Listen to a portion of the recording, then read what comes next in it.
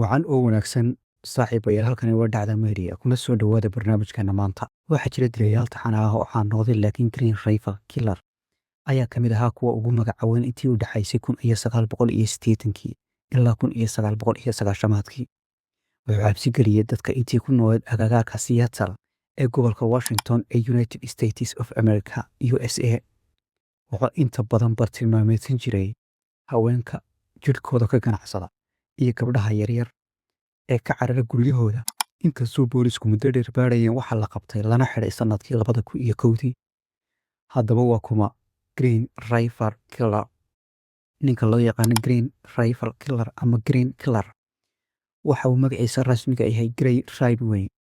Waxa uu ahaa nin ka shaqayn jiray rinjiyeynta gawaadhida waaweyn truck painter. Ridgway wuxuu qabay nacayb xooggan oo uu qabo naagaha jidhkooda ka ganacsada, taas oo sababtay inuu iyaga u doorto dhibanayaashiisa.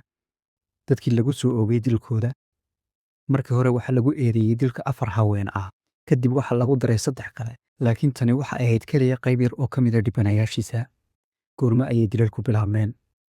Grade waxa uu lahaa dhibaatooyin maskaxeed ka hor dilkiisii ugu horreeyey. Markii uu yaraa wuxuu midiyo ku dhuftay wiil yar, laakiin si weyn looma ciqaabin. 1980kii booliska ayaa qabtay isagoo ceejinaya naag jidhkeeda ka ganacsata, laakiin wax dacwad ah laguma soo oogin. 2 sano kadib 1982kii waxa la rumaysan yahay inuu bilaabay taxanaha dilalka. Dhibanihiisii ugu horreeyey waxaa loo malaynayaa inay ahayd gabadh 16 jir ah oo ka carartay gurigeeda toddobaad kadib. Meydkeeda waxaa laga helay webiga Green River oo ah halka loogu magac daray, kaas oo ku yaal koonfur bari ee Seattle. Kadib meydad kale oo badan ayaa laga helay webigaas adkiisa, taasoo sababtay in dilalka loo bixiyo Green River Killer sida uu u jiray dadka. Ridgway wuxuu dhibanayaashiisa ka heli jiray Route 99 ee koonfurta King County. Habka uu u dilayay wuxuu qaadi jiray gabadh baxsatay ama ah kuwa jidhkooda ka ganacsada. Wuxuu u kaxaysan jiray gurigiisa. Wuxuu samayn jiray faraxumayn, kadib ceejin ayuu ku dili jiray. Markuu dilo kadib, meydka wuxuu ku tuuri jiray meelo kayn ah oo fog. Badankooda waxaa laga heli jiray meel u dhow webiga Green River. Mararka qaar waxay qaadan jirtay bilo ama sannado in meydka la helo. Sida boolisku u raadinayeen, booliska ayaa si degdeg ah u ogaaday in tani tahay shaqada dilaha taxane ah.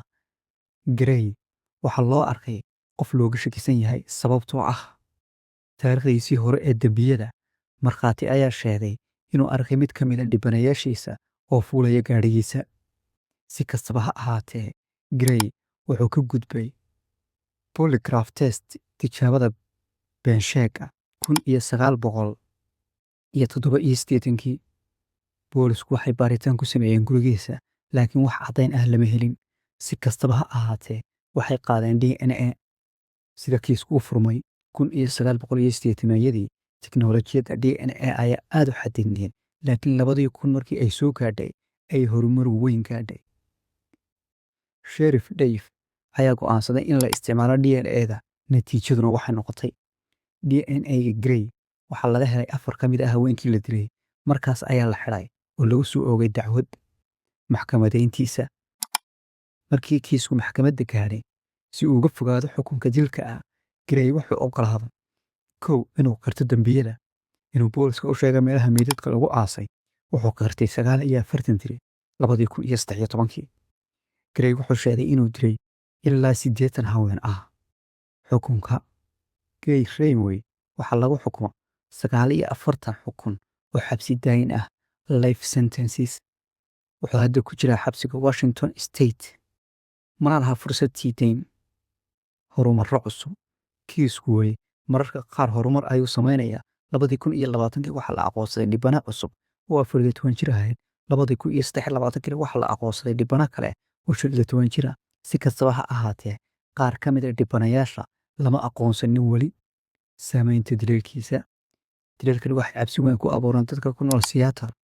Dadku waxay noqdeen kuwo ka digtoon dadka kale, waxaana muddo dheer magaalada ku jirtay cabsi iyo shaki.